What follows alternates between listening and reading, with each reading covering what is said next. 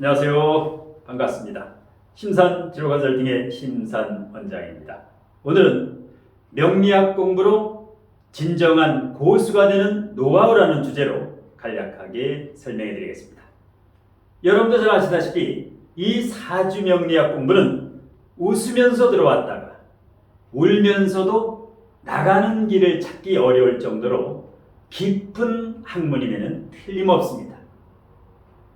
하지만 누구에게 어떻게 배웠느냐에 따라 그 실력은 천양지차가 됩니다. 자, 명리학 고수가 되는 노하우 10가지 중에 첫 번째,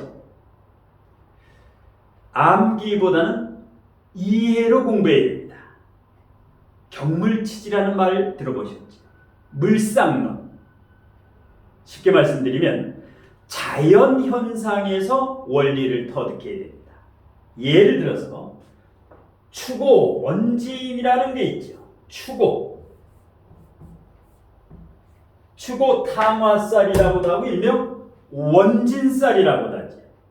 그러면 원진쌀 추고, 탕화쌀 추고 이렇게 외우지 말고 왜 이것이 원진인가? 동물에서 소지요. 요거는 말이 됩니다. 소와 말은 왜 사이가 안 좋을까? 소는 어떻습니까? 열심히 밭을 갈고 논을 갈고 일을 하지. 말은 어떻습니까? 열심히 일을 하는 것이 아니라 말은 주로 쉬지요. 그러니까 소가 말을 보면은 화가 나지요. 소는 열심히 일하고 말은 열심히 일을 하지 않습니다. 이런 관계가 추고 원진이다. 이렇게 되는 겁니다. 그래서 명리학 공부는 첫 번째, 암기를 하다 보면 항정이 없다. 끝이 없다. 이해를 하면 이 원리를 터득하게 되면 굉장히 쉽습니다. 두 번째, 자, 음양오행이 중요하다고 그랬죠. 그래서 명리학에 나오는 음양오행 외에 음양오행 전문 서적을 한두 권에서 두세 권 탐독을 하면 좋습니다. 음양오행 전문 서적이라고 치면은 나옵니다. 음양오행으로 가는 길, 우주변화의 원리, 황제 내경, 오운육기, 음양오행이 무엇인가, 이렇게 음양오행에 대한 전문 서적을 읽으면서 명리학 공부를 하면 고수 중에 진정한 고수가 될 수 있습니다. 그 다음에 세 번째는 체와 용이라고 하지. 체와 용, 시간 관계상 한글을 표기했는데요. 체와 용 중에 용이 중요한 게 아니라 체가 훨씬 중요합니다. 체라고 하는 것은 사주로 말하면 원국입니다. 그래서 이 체는 변함이 없다. 몸통, 그래서 흔들림이 없다. 체는. 그런데 이 용이라고 하는 것은 뭡니까? 대운, 세운, 수시로 변화합니다. 그렇기 때문에 항상 체를 공부할 때, 사주를 공부할 때도 이 본체가 중요하다는 겁니다. 그런데 보통 우리는 주객이 전도돼서 용에 관심이 많습니다. 올해 운이 어떨까? 이번 달 운이 어떨까? 다음 달 운이 어떨까? 이렇게 용은 30%밖에 안 되고 70%는 체가 좌우하기 때문에 본체를 공부할 때 확실히 공부해야 됩니다. 그 다음에 네 번째, 명리학 3대 고서라고 하지. 적전수, 공통보감, 그 다음에 자평진전.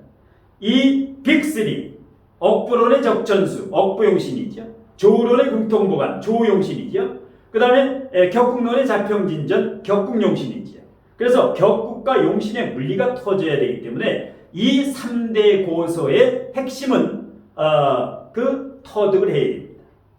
저 같은 경우는 적전수, 공통보감, 자평진전을 각각 100회독 이상을 하면서 물리가 터졌는데, 여러분은 이 책을 100회독이라든가 이렇게 강요는 못합니다. 하지만 이 원리를 정확히 아는 분에게 전수를 받는 게 좋습니다.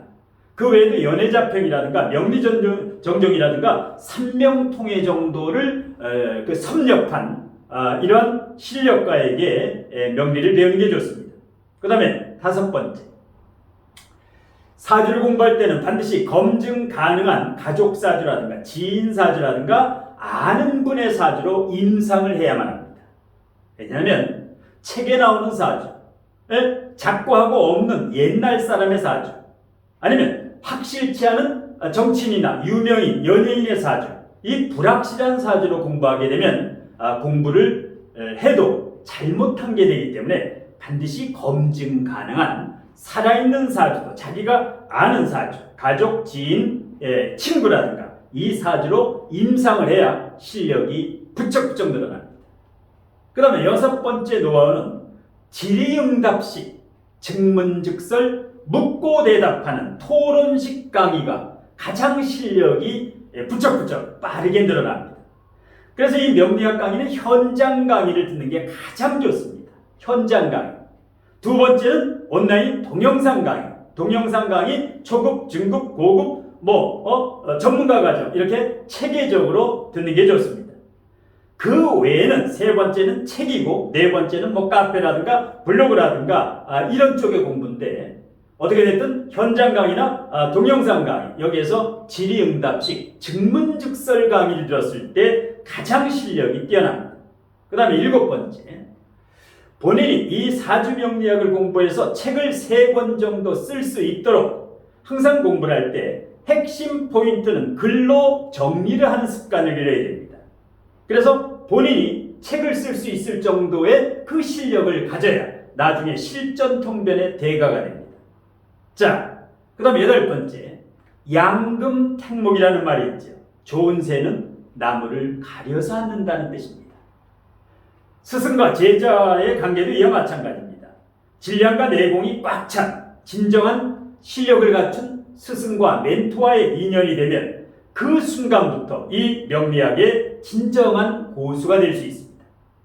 그 다음에 9번째 노하우는 사주 원국이 65%로 중요하고 사주에서 대운이 20%로 중요하고 세운과 월운과 일진을 다 합쳐봐야 15% 중요합니다. 아까도 얘기했다시피 체가 중요하다. 사주 원국, 원국과 대운. 이 용이라는 것은 거의 15%밖에 안 됩니다.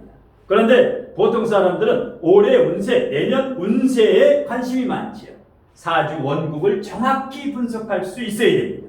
그래서 원국을 분석하고 대운을 분석하는데 85%, 10중 8구의 명리학, 이 사주 공부는 원국과 대운에 중심을 둬야 됩니다. 자, 마지막 10번째. 합충형파해 원진공망. 이것을 사주에 정확히 대입하는 방법을 알아야 되는데 합충형파해 원진공망이 기초과정이다 보니까 이것을 대충 공부하는 경우가 있습니다. 그래서 합충형파의 원진은 기초과정이면서 나중에 최고수가 되는데 진정한 고수가 되는데 합충형파라든가 지장가는 자유자재로 이제 분석할 수 있어야 됩니다. 그리고 제가 항상 강조하는 것이 격국과 용신, 이것이 사주명리학의 꽃입니다. 조론, 업부론, 격국론을 70% 적용하고 물상론이라든가 신살론은 30% 미만을 사주에 적용해야 되는데 대체적으로 주객이 전도되지요. 물상론과 신살론, 12운성에 치우치면 절름발이가 됩니다. 물론 물상론과 신살론도 필요하지만 이것은 30% 미만 꼭 필요할 경우 디테일한 부분, 이런 부분에만 적용해야 됩니다. 그러지 않고 격과 용신이라든가 조우, 격국, 억부를 무시하고 이 물상론과 신살론 쪽으로 가면 혹세무민하는 사이비가 될 가능성이 매우 높습니다. 자, 아까 서두에도 언급해드린 바와 같이 이 사주명리학은 웃으면서 들어왔다가 울면서도 나가는 길을 찾기 어려워서 헤매는 아주 깊은 학문임에 틀림이 없습니다. 하지만 여러분들이 누구에게 어떻게 배우느냐에 따라서 실력이 천양지차가 됩니다. 자, 오늘 심사멘토의 명리학 공부로 진정한 고수가 된 노하우에 대한 강의는 이것으로 모두 마치고 여러분들의 명리학 실력이 일치월장하셔서 진정한 고수가 되기를 축원드리면서 오늘 심사론자의 강의는 이것으로 모두 마치겠습니다. 고맙습니다.